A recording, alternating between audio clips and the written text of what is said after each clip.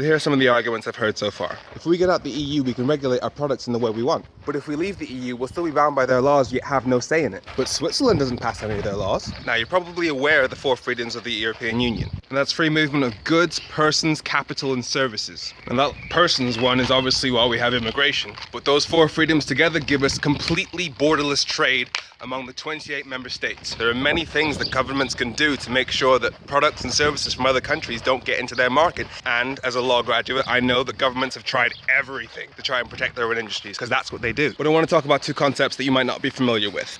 Harmonisation and mutual recognition. Let's say I'm a British beer producer and I want to sell my beer in all the countries in the European Union. But let's say that what I call beer in England isn't what they call beer in Italy.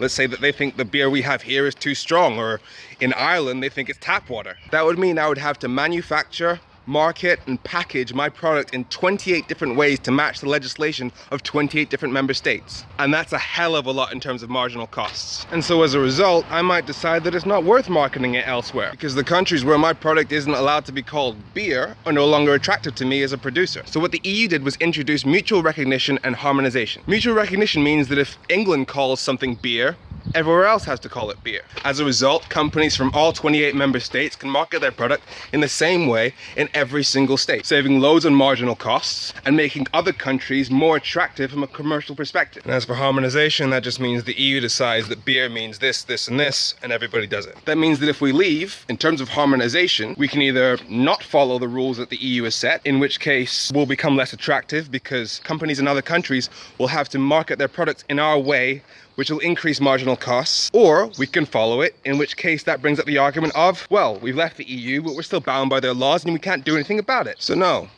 leaving the EU wouldn't mean we'd have to pass the same laws, but it would mean that in order to stay competitive, we'd end up having to do the same things, but simply not have control over which direction the commercial world takes. As a result, if we were to leave the EU, countries would be under no obligation to accept our products if they don't meet their requirements. And on the flip side, the more we start to diverge from EU regulation, the less attractive it will be to companies in other countries who will think, well, I don't have to market it in the British way. I'll just keep it to the countries that market it in my way, and that'll be that. These aren't common concepts to trade deals. Mutual recognition means we have to accept that we're going to have to accept the regulations of other countries. And that can be quite a tough pill to swallow. For example, I've been working on the trade deal TTIP for several years with America. Culturally and economically, they're the closest people to us. And yet mutual recognition is still a major problem in that deal, because we don't want to risk food from America, which doesn't meet our regulations, entering our market. Whereas within the EU, our food regulations are fairly similar. So yeah, I can tell you with certainty that the mutual recognition principle is quite a valuable one in terms of economy. And oh yeah, remember to register.